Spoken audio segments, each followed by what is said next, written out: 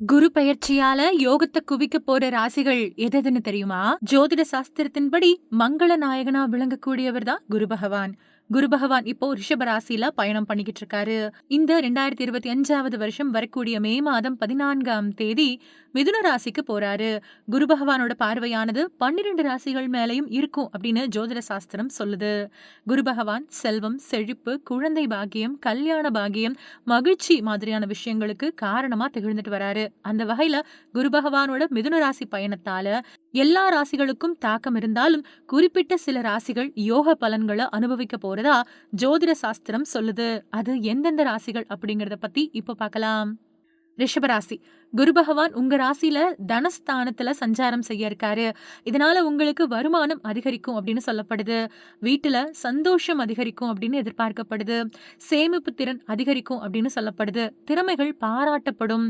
மத்தவங்க இடத்துல மதிப்பு மரியாதை அதிகரிக்கும் அப்படின்னு சொல்லப்படுது.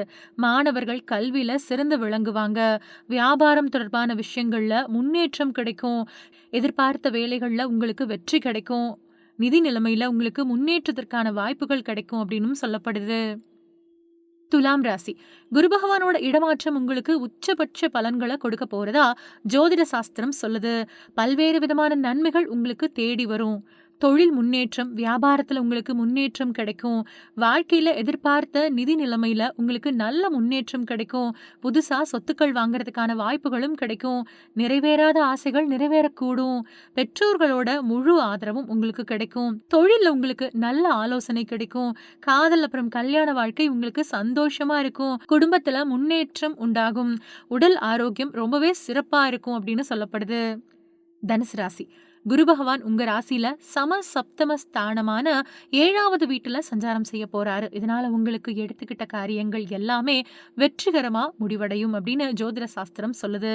ஒவ்வொரு துறையிலையும் உங்களுக்கு நல்ல வெற்றி கிடைக்கும். கல்யாண வாழ்க்கை சந்தோஷமா இருக்கும். கல்யாணம் ஆகாதவங்களுக்கு சீக்கிரத்திலேயே கல்யாணம் கைகூடும். அரசு துறையில இருக்கிறவங்களுக்கு நல்ல முன்னேற்றம் கிடைக்கும். ஆன்மீகத்துல உங்களுக்கு ஆர்வம் அதிகரிக்கும். வெளியூர் பயணங்கள் போறதுக்கான வாய்ப்புகள் கிடைக்கும். பயணங்கள் உங்களுக்கு நல்ல பலன்களையும் பெற்றுக் கொடுக்கும். எதிரிகளால ஏற்பட்டு வந்த சிக்கல்கள் எல்லாமே குறையும். அன்புக்குரியவர்கள் உங்களுக்கு ரொம்பவே ஆதரவா செயல்படுவாங்க. உடல் ஆரோக்கியத்துல நல்ல முன்னேற்றம் இருக்கும் அப்படின்னு சொல்லப்படுது. மகரம். மகர ராசிக்காரங்களுக்கு குரு பெயர்ச்சியோட தாக்கத்தால அதீத நன்மைகள் நடக்கும். உங்க வாழ்க்கையில ஆக்கப்பூர்வமான நேர்மறையான மாற்றங்கள் ஏற்படும். வேலை வியாபாரத்துல எதிர்பாராத வெற்றி கிடைக்கும். குருவோட சுபஸ்தானத்துல பணவரவு அதிகமாகும். வேலை தேடிக்கிட்டு இருக்கிற மகர ராசிக்காரங்களுக்கு புதிய வேலை கிடைக்கலாம். வாழ்க்கை துணை கூட உங்க உறவு மேம்படும்.